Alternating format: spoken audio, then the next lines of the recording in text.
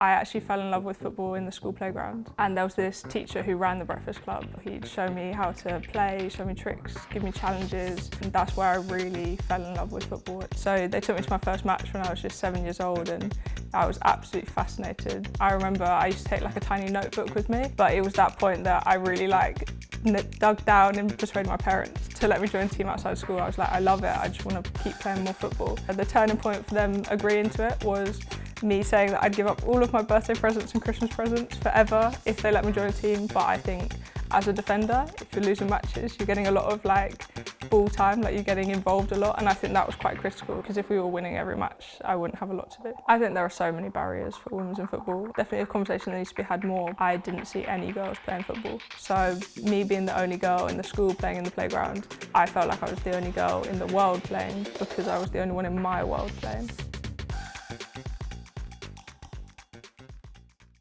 Today on the Diary of a Future CEO, I'm joined by Beatrice Rogers, a footballer who's been chasing the game she loves since an early age. Now she's figuring out where that passion might take her, both on and off the pitch. Beatrice, welcome. Tell me where your football journey began. So both my parents are actually very sporty growing up, and my mum's a massive football fan, massive Arsenal fan, so it was always on the TV. But I actually fell in love with football in the school playground. Both my parents worked full time when we were younger, so they used to drop us off to this breakfast club before school, where you'd go in early, you'd have breakfast, and then you'd spend some time out on the playground. And there was this teacher who ran the breakfast club, and every morning I was there, he would introduce me to football. He'd show me how to play, show me tricks, give me challenges, or just play for fun, that kind of stuff. And that's where I really fell in love with football at such a young age. That's really wonderful that it was at school, just playing breakfast club, where you just enjoyed being outside, enjoyed the game. And did you follow in your parents' footsteps and support Arsenal as well? Yeah, so when I was 7, so a year after discovering football, my parents actually got season tickets to the Emirates. They'd been in the wait list for 10 years before I was born, and we finally got to the front of the queue. So they took me to my first match when I was just 7 years old, and I was absolutely fascinated. The atmosphere, the football, everything. I remember I used to take a tiny notebook with me, and I'd just be writing notes on the players, the crowd, everything. I was just absolutely fascinated by football, and yeah, that really definitely propelled me into falling further in love with football. Well, my little boy also supports Arsenal, and I remember his first time going to see a match, and it's really exciting, isn't it? Yeah, for sure, especially at such a young age. I think that's something that really helped me develop my love for football. And tell me a bit about what you've been doing since that love at an early age, and your career so far through the ranks of football. Yeah, so after discovering football around the age of 6 and then going to the Emirates at the age of 7, when I moved into primary school, I joined the football club after school. I was the first girl to be part of the football club, which was an experience, but that then led to when I was in year 4. The boys had loads of football teams. It was A team to F team, but they didn't quite have enough numbers to make up the F team. So the teachers asked a few of the girls to just make up numbers so that there was enough for all the boys to be able to play matches. So that was my first experience of playing a football match in the boys team. Absolutely loved it. It was amazing. I remember those memories of playing at school with the boys so fondly, but unfortunately it didn't last very long. We were kicked off the team because of some of what the opposition parents had said. So I didn't get too many matches at school, but it was that point that I really dug down and persuaded my parents to let me join a team outside school. I was like, I love it, I just want to keep playing more football. So it took me a couple of years, to be fair. I remember the turning point for them agreeing to it was me saying that I'd give up all of my birthday presents and Christmas presents forever if they let me join a team, because that's how much I wanted it. So yeah, they took me down to my first session with the local girls team, and yeah, it just kind of grew from there. Tell me a bit about that local girls team. So my first team was Plantation Spartak Girls, PSG we were known as, but yeah, very low level local grassroots team, and that's where I started to develop more and more. Within my first year at that club, I actually got scouted for the FA's Advanced Coaching Centre, which at the time was the county level of the England pathway. You had the ACC and then the RDC and then the national team for the youth setup at least. And yeah, I'd say that's probably another massive turning point for me. That was kind of when my parents realised that, oh, this isn't just a fun hobby, there's some potential here, I guess, and it's being recognised by someone else. And I think without that, I don't know if my parents would have been so willing to give up the hours driving me to matches, training, like all across the country for my football. So I think that was quite a critical thing for me at such a young age. But yeah, the girls team playing matches week in, week out was definitely a big turning point. And so I'm a defender, I play centre back, and the team I joined, we weren't an amazing team. We were often coming near the bottom of the table, but I think as a defender, if you're losing matches, you're getting a lot of like ball time, like you're getting involved a lot, and I think that was quite critical. Like I know a lot of young people nowadays are super keen to be like that team that's winning top of the table, but for me I think it was really crucial to be playing in a team where I was getting a lot of experience at the back and having like a lot of like interaction with the ball and players and stuff, because if we were winning every match I wouldn't have a lot to do. It's good that you can see the benefit of not always winning in terms of the greater experience and the learning opportunities that came with that. Yeah, I mean, it's definitely a lot easier to say now than growing up. Like, I do remember coming away from matches crying because we'd lost or I was frustrated. But yeah, I do, looking back on it now, I do really think it was beneficial for me. Tell me a bit about the different teams that you've played in and how your journey has progressed. Yeah, so since then I've played for quite a few teams. In terms of grassroots, alongside playing for the girls PSG, the FA Advanced Coaching Centre, I was advised to join a boys team outside of school. So I joined Melbourne Dynamos, a very like low-level grassroots boys team, just try and get more experience playing football, more match minutes, but also experience playing boys football, because it's slightly more physical. You get different benefits from that as a girl especially. Again, that was a very mixed experience. I often came away from matches there upset, just from comments said by opposition parents, even teammates at times. Like, it was a really tough experience, but I do really think the football experience I got from that was really valuable. And playing with boys, that was under 14s when I joined them, playing with boys from under 14s to under 16s really then helped make that transition from youth girls football to adult women's football a lot easier, because I had that more experience with the physicality already. So I was playing for PSG, Melbourne Dynamos and FA Advanced Coaching Centre. I then left my local girls grassroots team, stepped up an age group and joined Cottenham Colts, which again I think was a really good experience. Another team that was struggling, to be honest. We didn't always win every match, but I got a lot of experience and a lot of lessons learnt there as well. And even playing up an age group, I went on to captain that team despite being a year younger, which again I think was another really valuable lesson for me, even though we weren't always winning silverware like some of the other teams in the leagues. But yeah, I stayed with them maybe a couple of years, and then I transitioned from youth to adults football a bit more. What's adults football like? So I think the difference between playing youth football and adult football is huge, and that's not even just the on the pitch football. I think off the pitch, you go from playing with people all your own age or maybe 1 year older and 1 year younger, and you're all in school and like sharing very similar like trajectories, I guess. Whereas you step up to women's football and off the pitch, you've got people ranging from 16 to like 35. Like, it's a big range, and it more ends up being like different groups in the team. So I think that's a big difference that I notice, at least. But on the pitch, there's definitely a difference in style of play. A lot more in women's football is it tactical rather than technical. When you're playing youth football, especially like good maybe academy level, it's very like technical based, whereas you get to women's and it's more tactical. How does the team work? It's no longer just about the player's development, which is what it is in grassroots and youth football. It's all about how to develop a player. But by the time you get to women's football, the results are more important. What are your plans now? Yeah, so I obviously finished my A-levels last summer and didn't go to uni. But I really want to continue pursuing my football. I really want to see where it can take me. I feel like if I don't give it a shot, I'm going to look back and regret it for sure. So just trying to see where that's going to take me. But alongside that, I've also developed an interest over the last year in social media and content creation, sports presenting, that side of things. So that's something I'm also looking to pursue.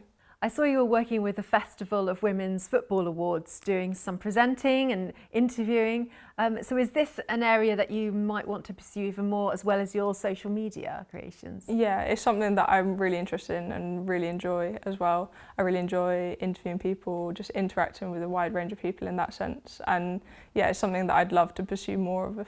It's definitely a difficult area to pursue and get into, kind of similar to football, very competitive, but it's something I enjoy doing, so I'm just seeing how far I can take it and enjoying all the opportunities that I'm getting at the moment. You mentioned you're an Arsenal fan. When you were growing up, was there a particular role model that stood out for you? So looking back, I think the one that sticks out to me the most is I really like Laurent Koscielny. He was also a centre-back, and he was their main centre-back when I was growing up. And I think his style of play was something that really stuck out to me, like not just being like a Virgil van Dijk and putting all those hard tackles in. It's more the positioning and all of that side of things. So growing up, he was someone that I definitely was analysing and taking notes down when I was watching the matches, for sure. What do you think are some of the biggest challenges for women in particular in football today?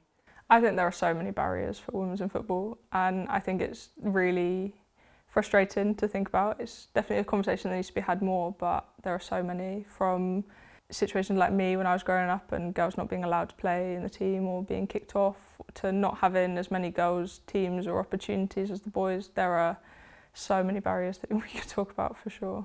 What's been your greatest barrier? For me, growing up, it was the lack of role models that there were in women's football at the time. I remember playing football in the playground at school and not many of the other girls joined in. But because women's football wasn't portrayed in the media, or at least not to the extent it is now, and there was no social media, that kind of thing, I didn't see any girls playing football. So me being the only girl in the school playing in the playground, I felt like I was the only girl in the world playing because I was the only one in my world playing.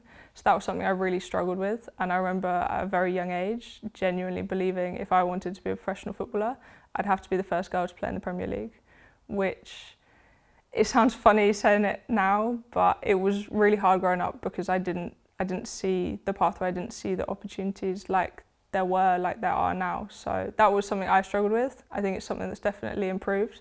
There's a lot more representation now, which is amazing, but yeah, definitely still needs some work. I can see how that would be really difficult and really challenging, because team sports, it's all about that camaraderie, and if you don't have that, I can imagine you're trying to play a team sport but you're feeling very isolated. Yeah, for sure. I think it was something I really struggled with growing up, especially I was in the Men's Premier League a lot, going to the matches there and all of that, but I didn't know that the WSL existed at the time, or whatever it was called when I was growing up, and I think that was something that was really hard, and knowing the end goal that I wanted to reach but having no idea what the pathway was to get there was something that was really difficult. Do you feel that there is that support in place now for you? Yeah, I feel like I know where I'm heading with my football journey now, which is amazing, and I've learnt so much along the way, from being that young girl who thought she had to play in the Premier League to where I am now. So I feel like it's improved a lot, but I don't know what it's like for the younger girls coming through now, and I think there's probably still some of those barriers that I experienced. Talking about younger girls coming through and becoming footballers, how might you use your skills and experience to support girls who are interested in football, perhaps through mentoring or coaching? Yeah, so I'm actually doing my coaching badge at the moment. I'm doing my UEFA C licence, and I coach an under-9 girls team, which is amazing because that was the age I started to get into football. So really cool to see how many girls are interested in playing now, and that's something that always puts a smile on my face when I head down there. So yeah, currently trying to get into coaching and just be that person that I never had growing up. What lessons have you learned from your experience that you could pass on to others so that they don't have to perhaps go through the same things that you did? That's a good question. I think I've learned a lot of lessons along the way. So many highs and lows in this journey that have taught me a lot. But in terms of the message that I'd want to pass down to younger girls, you have to have that love for it. I think I know a lot of girls along the way who were incredibly talented at football and were looking like they were going on for great things, but ended up dropping out of the game probably because they didn't enjoy it as much, or they were being pushed by their parents, that kind of thing. I think what I'd want to say to younger girls who are maybe aspiring to be footballers is you have to learn to enjoy every step of the journey, because I think there are some people who enjoy those highs, like lifting trophies, winning matches, scoring goals. But from my experience, those highs are really few and far between. There aren't many, and there are many more lows along the journey. But if you enjoy the training, if you enjoy every aspect that comes with it, like early nights, nutrition, all of that side of things, if you enjoy all that, it makes the whole experience a lot easier. So that's something I'd want to say to more young girls coming into the game. What were some of those lows? You said that there were loads of highs, but there were also lots of lows. What were some of those? Yeah, so for me, I've had quite a few serious injuries, I guess. I've had quite a few nasty head injuries, which is something that's been quite hard for me. not only the physical aspect of the injury, but for me the mental side of that injury was quite difficult and definitely harder to deal with than the physical. So there's that. Even I've played in teams that have been relegated, which is a really tough environment to be in, and tough, but a lot of lessons learned from it. So there have been a lot of lows, but I guess in a silly way, like I'm grateful for it, and I do feel like I learned a lot from it. Looking positively now towards the future, what are your hopes and dreams? For me personally, I would love to play football professionally. That is the ultimate goal, and whatever that looks like, whether in this country, another country.